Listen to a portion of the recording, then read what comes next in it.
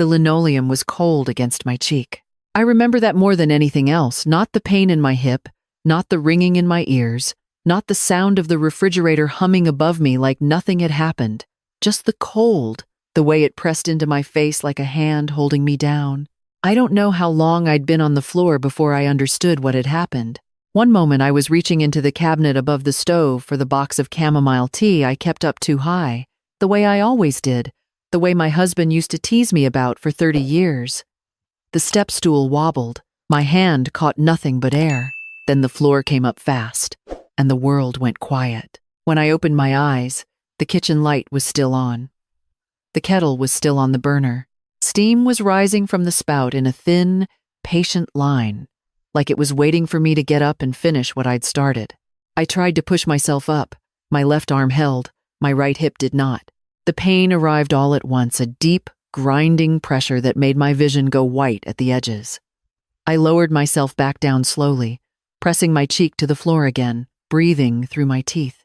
Outside, November rain tapped against the kitchen window. The clock on the microwave said 7:14 inches the evening. My phone was on the counter. Not in my pocket, not around my neck on the counter, 6 feet above me, exactly where it was, doing me no good at all. I lay there for a while, just breathing, thinking. People ask me later, and they will ask, more than once, why I didn't call 911. The honest answer is that I couldn't reach my phone. But there's a second answer underneath that one, something I'm less proud of, and that answer is this.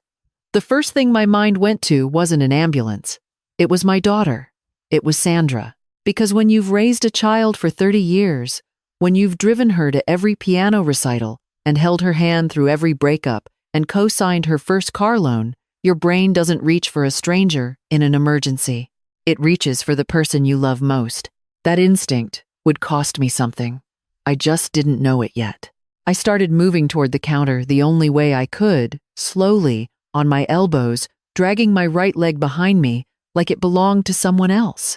The kitchen floor is 9 feet wide. I know that now because I counted every inch of it that night. I knocked over the dog's water bowl. I said a word my mother would not have approved of. At some point, the kettle stopped steaming and the kitchen filled with the faint smell of scorched metal, and I reached up and switched off the burner before I did anything else, because 68 years of habit does not stop for a broken hip. I got to my phone. I called my daughter. It rang 4 times. Went to voicemail. I called again. 4 rings. Voicemail. I called my son-in-law, Craig. He answered on the 3rd ring, and I could hear the television in the background, some sports game, crowd noise, the sound of men being very enthusiastic about something that did not matter. Hey, Dorothy. He always called me Dorothy. Not Mom, not even Mom-in-law, just Dorothy, like I was a coworker he was tolerating. I told him I had fallen. I told him I was on the kitchen floor and I couldn't get up and I thought something might be wrong with my hip. There was a pause. The crowd noise swelled in the background. He said, "Is it serious?" I was lying on my kitchen floor in the dark with a hip that felt like someone had driven a railroad spike through it. I said yes. I thought it was probably serious. He said he'd let Sandra know. He said they'd figure something out. Then he hung up. I called 911 after that. I'm not going to pretend otherwise. I lay on my kitchen floor, and I called 911, and I told the woman on the phone my address, and she kept me talking while the ambulance came. And she was patient and calm, and she did not ask me whether it was serious. She already knew it was serious. That's the thing about calling 911. They assume the worst, and they come anyway. I should have called them first. I didn't. That's the truth of it. My neighbor Ruth got there before the ambulance did. I still don't entirely understand how she knew. She told me afterward that she'd seen my kitchen light through her window and noticed my back door was slightly open. I must have bumped the latch when I fell, and something felt wrong to her. Ruth is 71 years old and a retired ER nurse, and she has lived next door to me for 19 years. And she came through my back door in her house slippers and her reading glasses still pushed up on her head, and she got down on the floor next to me without hesitating, and she put her hand on my arm and she said, "Dorothy, I've got you. Don't move." I started crying then. Not from the pain, from the relief of hearing another human voice in that kitchen that wasn't coming out of a telephone. She stayed with me until the paramedics arrived. She rode in the ambulance with me. She called my daughter from the waiting room at Street Anthony's and left a message saying I was in the emergency room and it would be a good idea for Sandra to come. She held my hand while the doctor explained what the X-ray showed. She drove home, fed her own cats, packed a bag, and came back to sit with me through the night. Sandra did not come that night. She sent a text at 10:47 p.m. It said, "Hope you're okay. Craig has an early morning. We'll come by when we can." I looked at that message for a long time. Then I put my phone face down on the hospital tray, and I looked at the ceiling, and I thought about a lot of things. I thought about the Tuesday night 18 years ago when Sandra called me from a parking lot outside a movie theater because her boyfriend at the time had said something cruel, and she was crying too hard to drive, and I left dinner on the People stove and drove 40 minutes to sit with her in that parking lot until she felt better. I thought about the winter Sandra was 7 and ran a fever of 104 for 3 days, and how I didn't sleep for any of those 3 days, just sat in the rocking chair in her room and watched her breathe. I thought about the morning 2 years ago when I transferred $40,000 into Sandra and Craig's joint account because they were behind on their mortgage and Craig had lost his job, and Sandra said they just needed a little help to get back on their feet. She did pay some of it back, about a third. I thought about all of this for a long time, lying in that hospital bed while Ruth slept in the chair beside me with a thin blanket over her shoulders and her reading glasses still pushed up on her head. Then I made a decision, not a dramatic one, not an angry one. I wasn't shaking or crying or rehearsing speeches in my head. I was just very quiet and very clear, the way you get sometimes when you've been looking at something for years without quite seeing it, and then suddenly you see it all at once. I spent 9 days at Street Anthony's. Fractured neck of femur, that's what the surgeon called it, very calmly, like he was describing a problem with a piece of furniture. The surgery went well. Physical therapy started the next morning, and I want to say this for anyone who has never done hip rehabilitation after 60. It is not graceful, and it is not fast, and it requires a kind of stubborn patience that I did not know I had until I was forced to find it. Ruth came every day. She brought me the newspaper and bad coffee from the vending machine on the 3rd floor because she knew I hated the coffee the nurses brought. She brought me a crossword puzzle book. She brought me a sweater from my own closet because I was cold and she knew where I kept my spare key. I'd given it to her 5 years ago after I locked myself out the first time, and she'd never once made me feel like that was a burden. She sat with me through the physical therapy sessions, and she did not look away when I cried from the effort of walking 12 feet with a walker. Sandra came on day 4. She came alone. Craig, apparently, was busy. She walked into my room with a vase of flowers from the hospital gift shop, the kind with the cellophane still on and the price sticker still visible if you turned it slightly, and she set them on the windowsill and she said, "Mom, you look tired." I said I'd had surgery 3 days ago. She sat down in the chair beside my bed. Not the chair Ruth usually sat in, the other one, the harder one, further from the bed. She looked around the room. She said it was a nice room for a hospital. She asked if I was getting good care. I told her the care was fine. She told me she'd been worried. She told me it had been a really stressful week. Craig had a project deadline, and her car had been making a noise, and she just felt like everything was happening at once. She reached over and patted my hand once, briefly, the way you pat a table. She did not ask about the surgery. She did not ask if I was in pain. She did not ask about Ruth, who had been sitting in this room for 3 days and whose presence Sandra could have found out about if she'd called or asked. She stayed for 40 minutes. When she got up to leave, she said, "Let me know when you're ready to come home, and we'll figure something out." I watched her walk out the door and down the hallway, and I thought, we'll figure something out. Not we'll come get you. Not we'll be there. We'll figure something out, like I was a scheduling problem, like I was a task that needed to be assigned. I asked Ruth that evening if she would drive me home when I was discharged. She said, I already planned on it. I was discharged on a Thursday. Ruth drove me home in her green Subaru, and she helped me up the front steps with my walker. And she unlocked my front door, and she set her bag down in the guest room without being asked, and without making a production of it. We had dinner that night at my kitchen table. She'd gone to the grocery store that afternoon while I rested. She made soup, nothing elaborate, just chicken and vegetables and a lot of black pepper the way I like it. We ate and talked about things that had nothing to do with hospitals or daughters, or the particular loneliness of lying on a kitchen floor in the dark. I slept better that night than I had in years. I spent the next week being careful. I moved slowly. I used the walker. I did the exercises the physical therapist had given me, twice a day, without exception. Ruth stayed through the first few days, until she was satisfied I could manage alone. And even after she went back to her own house, she came over every morning to check in. She had a key. She used it without knocking, because I'd told her to, because there was no longer any part of me that needed to perform self-sufficiency for a woman who had seen me unable to stand. Sandra called twice that week. Both times she called in the middle of the afternoon, when I was resting. And both times she left a voicemail that was mostly about herself, how tired she was, how Craig was still stressed about his project, how she was thinking of redecorating the living room, and did I still have that lamp she liked. I called her back once. I kept the conversation short. I told her I was recovering well. I told her Ruth had been helping. I did not tell her what I had done the week before, while I was still in the hospital, because here is what I had done. On the 6th day of my hospital stay, after Sandra's 40-minute visit and before the evening physical therapy session, I had called my attorney. His name is Gerald, and I've known him for 22 years, and he is thorough and patient and not prone to dramatics, which is why I like him.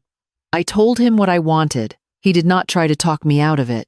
He asked me a few careful questions to make sure I understood the implications. I told him I understood them completely. He said the paperwork would be ready within the week. I said that was fine. I should explain something about the house. It is a 1940s craftsman bungalow on a corner lot in a neighborhood that has, over the past 10 years, become considerably more valuable than I ever expected it to be. 4 bedrooms, original hardwood floors, a sun porch I've always loved, a garden that I have tended since the year after my husband died. I know what it's worth because Sandra has told me, several times, in several conversations that I have noticed but never commented on directly. She mentioned it when they were having the mortgage trouble. She mentioned it when they were talking about a new kitchen. She mentioned it last Christmas, when she said, in a very casual voice, that it was a lot of house for one person. She is not wrong that it is a lot of house. She is wrong about what should happen to it. 14 days after I came home from the hospital, on a Tuesday afternoon in late November, Sandra and Craig came to the house. They didn't call ahead. Sandra had a key. I'd given it to her years ago. A mother's reflex. The way you give your child the ability to reach you. They knocked once, then let themselves in before I could get to the door. I was in the living room, in the armchair by the window, doing my afternoon exercises. My walker was beside me. The light through the window was flat and gray, and the garden outside looked the way November gardens always look, finished, stripped down, honest. Sandra came in first. She was wearing a coat I hadn't seen before, charcoal gray, expensive looking. Craig was behind her, looking at his phone. "Mom," Sandra said. She looked at the walker. She looked at my leg. Her face arranged itself into an expression of concern that arrived about 2 seconds too late to feel entirely natural. "You look good," she said. I said I was getting stronger. Craig put his phone in his pocket. He looked around the room the way he always looked around my house, like he was calculating something. He sat down on the sofa without being invited. Sandra sat next to him. There was a plate of cookies on the coffee table. Ruth had baked them that morning. Sandra took one. I waited. Sandra talked for a while about nothing. About the drive over, about traffic, about a restaurant they'd tried recently that she thought I would like. Craig nodded occasionally. I watched them both and said very little and kept my hands still in my lap. Then Sandra set down her coffee cup, and her voice changed slightly, just slightly, a degree or two more deliberate, and she said, "Mom, we've been thinking." I waited.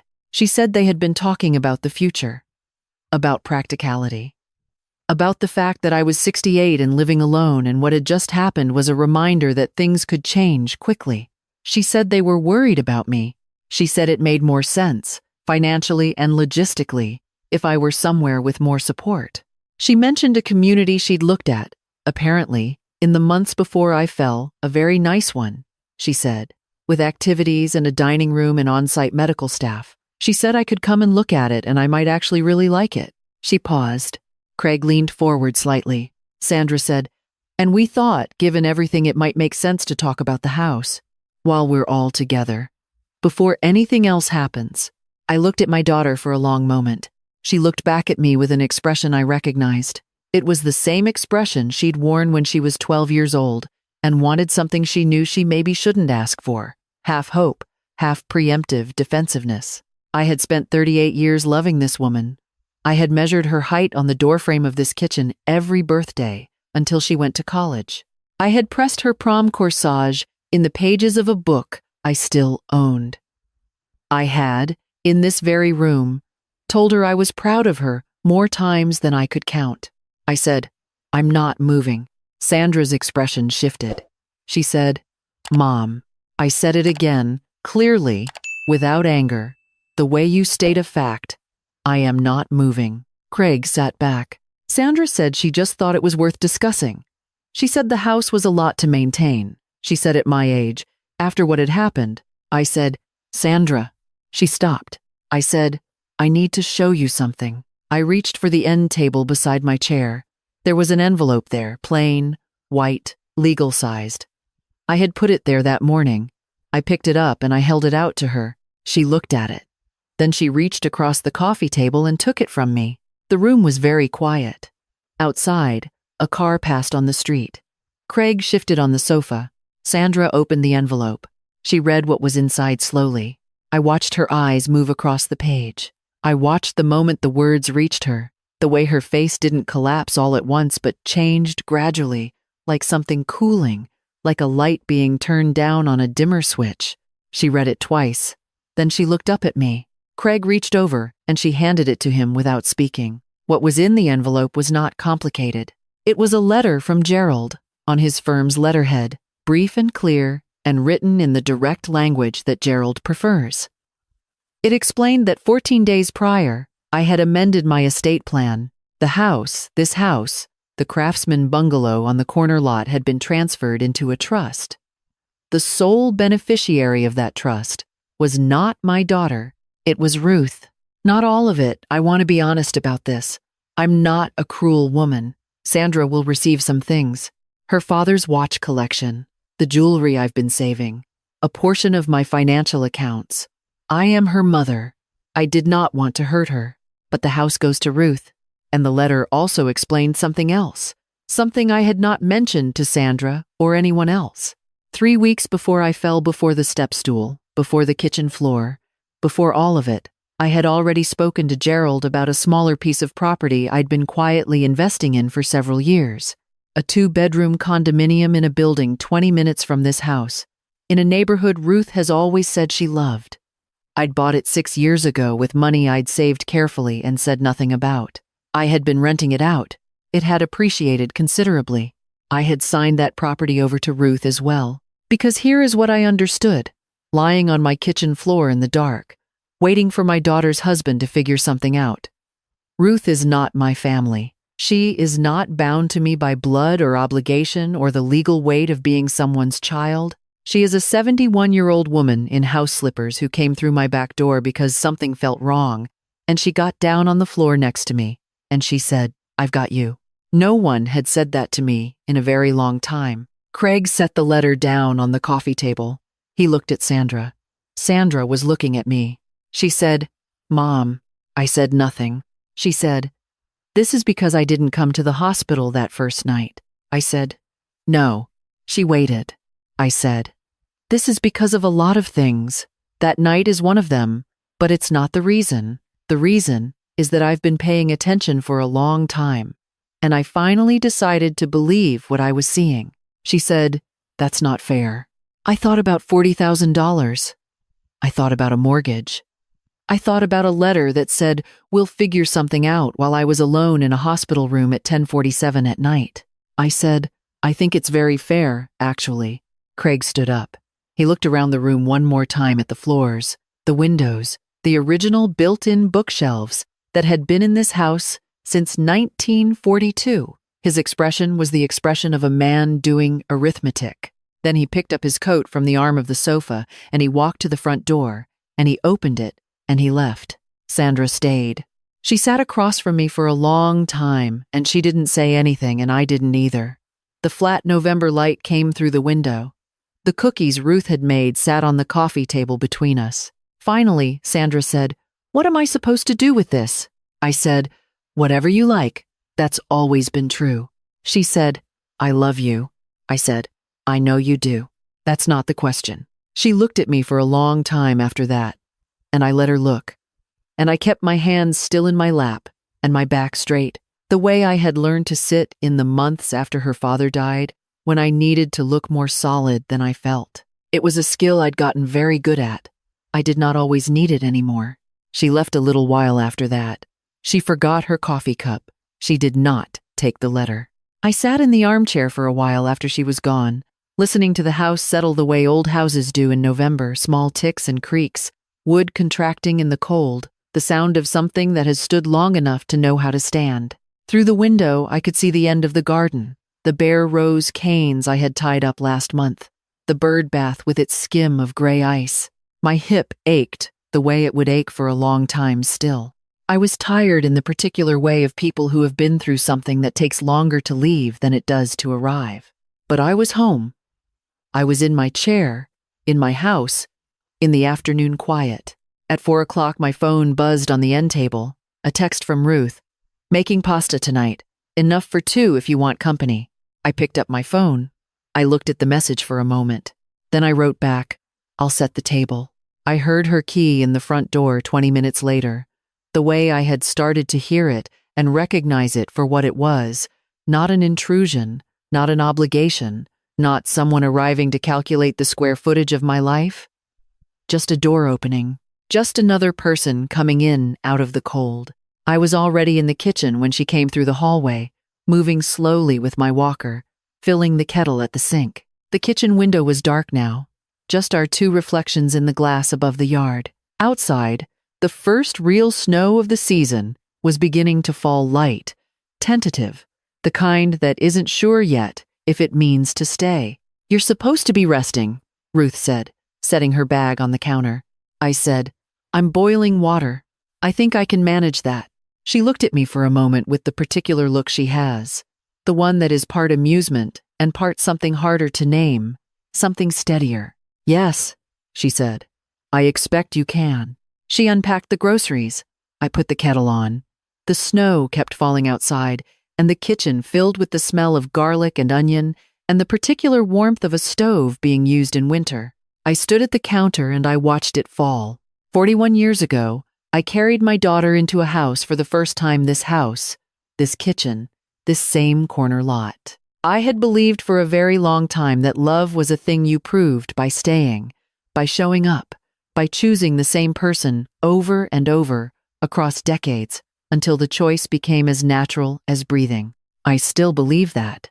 I just understand now that it works in every direction, and that the person who shows up doesn't have to share your name to share your life. The snow was sticking to the garden now. The bare rose canes were going white. I reached over and turned up the heat on the kettle, and behind me Ruth was humming something softly to herself, something without a name, and the kitchen was warm and lit and full of the sound of 2 people who had decided, without ceremony, to take care of each other. I thought, this is what I was waiting for. I thought, I just didn't know it yet.